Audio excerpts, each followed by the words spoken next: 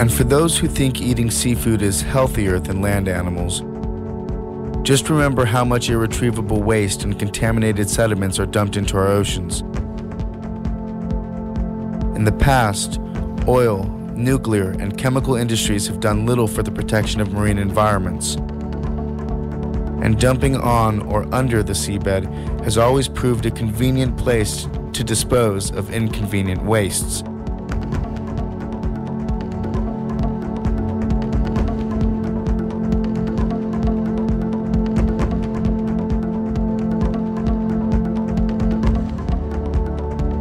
Today's commercial fishers intensify this situation on massive scales. They use vast factory trawlers the size of football fields and advanced electronic equipment to track and catch fish.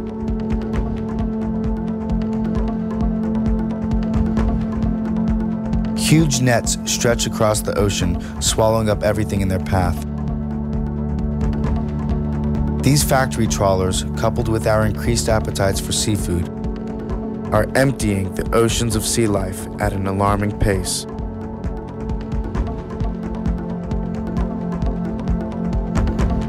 Already 13 of the 17 major global fisheries are depleted or in serious decline. The other 4 are overexploited or fully exploited.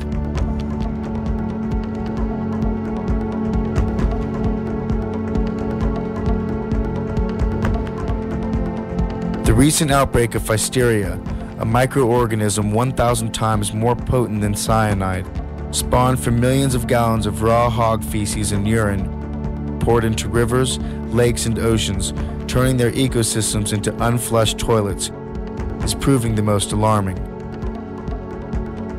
Threatening sea life and humans alike, Pfiesteria has killed over 1 billion fish, the Southeast's largest fish kill on record, and it's spreading.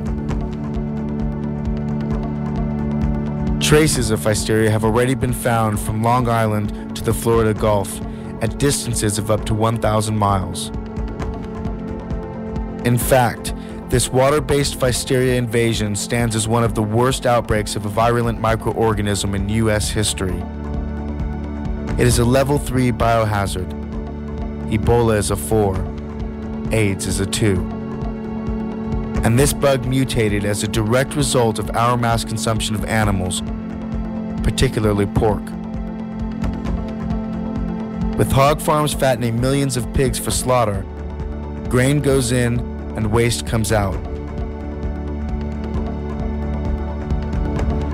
This waste finds its way into our oceans and water supply systems, contaminating the animals that live in it, as well as those who eat from it.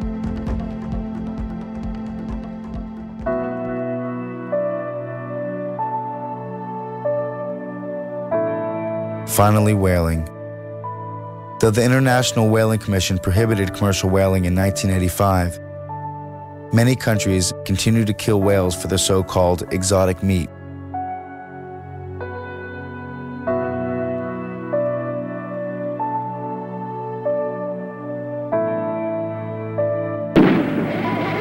They use harpoons, firearms, blunt hooks, even explosives, or drive them into authorized whaling bays where they are made to beach and can be killed with knives in the shallows.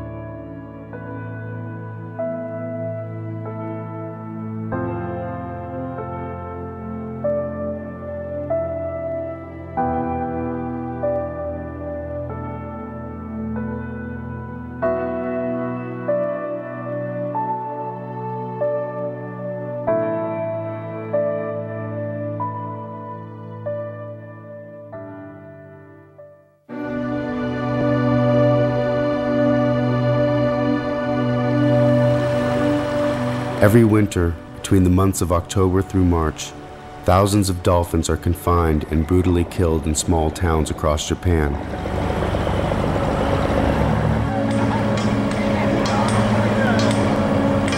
Sounding rods beneath the water's surface interfere with the dolphin sonar.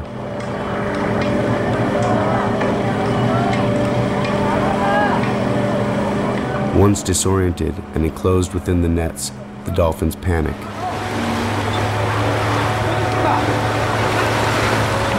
Fishermen often injure a few captive dolphins with a spear thrust or knife slash, since dolphins never abandon wounded family members. Mothers and babies call out in distress as they are separated, hoisted up and dragged off, soon to be mercilessly hacked to death.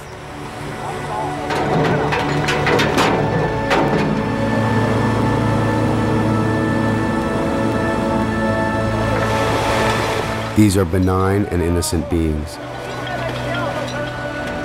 and they deserve better.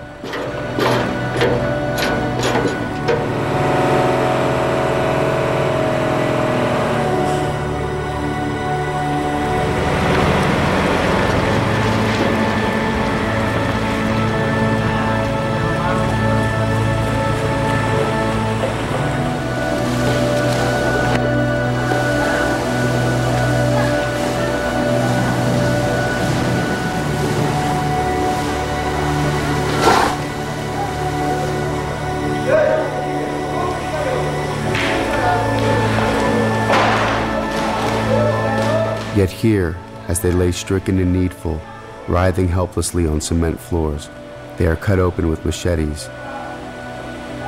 and left to slowly suffocate.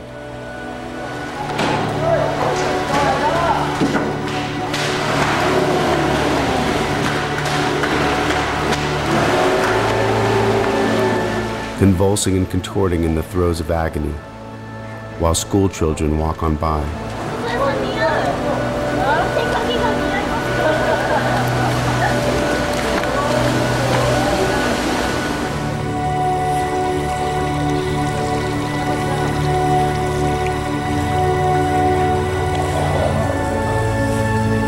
Such images of slaughter and bloody red water clearly show the Japanese government has little respect for the state of the world's oceans with their inhumane methods of fishing, often in violation of international treaties, laws and conventions designed to protect overexploiting the oceans and the creatures that live in them. Dolphin meat is later sold in markets and restaurants, though often mislabeled as whale meat.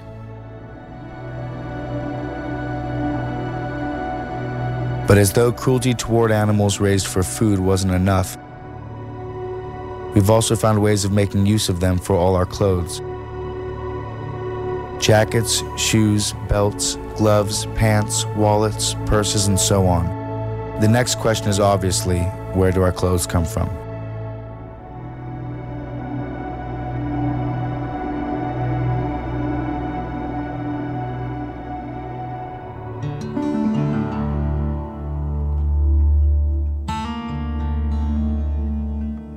The demand for leather comes primarily from the United States, Germany, and the UK. Just about everybody wears it, with little or no thought of where it came from. Thousands of India cows are slaughtered each week for their skins, purchased from poor families in part of rural India who sell them only after the assurance that the animals will live out their lives on farms.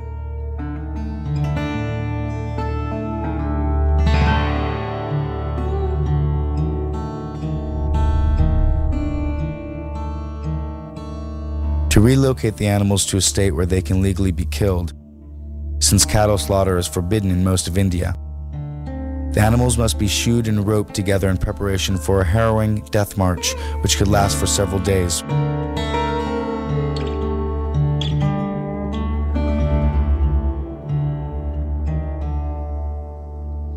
Forced to walk through the heat and dust without food or water, coupled with the sheer stress of this terrifying experience for them,